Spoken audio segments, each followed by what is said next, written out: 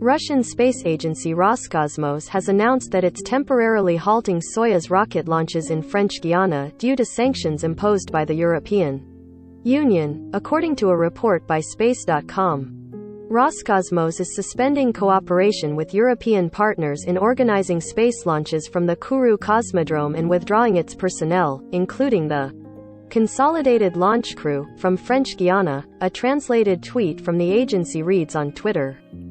Roscosmos says it's working on a plan to withdraw all 87 of its staff from the Guiana Space Center in Kourou, who assisted with Soyuz rocket launches for Roscosmos and other Russian companies.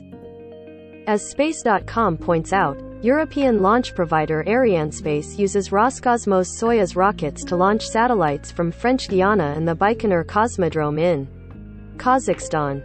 Arianespace was on track to launch 2 Galileo satellites into orbit using a Soyuz rocket in April. However, that will likely be pushed back due to growing tensions among nations. The US and Europe have put a slew of sanctions on Russia since its invasion into Ukraine, and have also moved to exclude some Russian banks from SWIFT.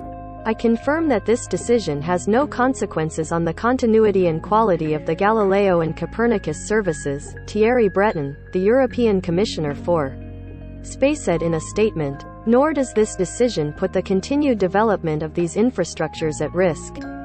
Russia and Europe have been readying for a robotic mission to Mars set to take place this year.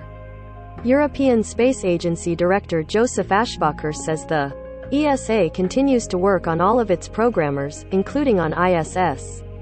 In addition to temporarily cutting ties with Arianespace, Roscosmos head Dmitry Rogozin has decided to exclude the US from a joint mission to explore Venus called Venera D. Early Saturday morning, Rogozin said he considers the continued participation of the United States in Russia's Venera D mission inappropriate in light of the sanctions it put on Russia.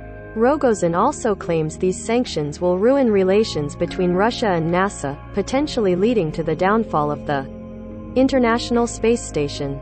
Related, US and Russia still tethered by International Space Station during Ukraine conflict. Top of comments.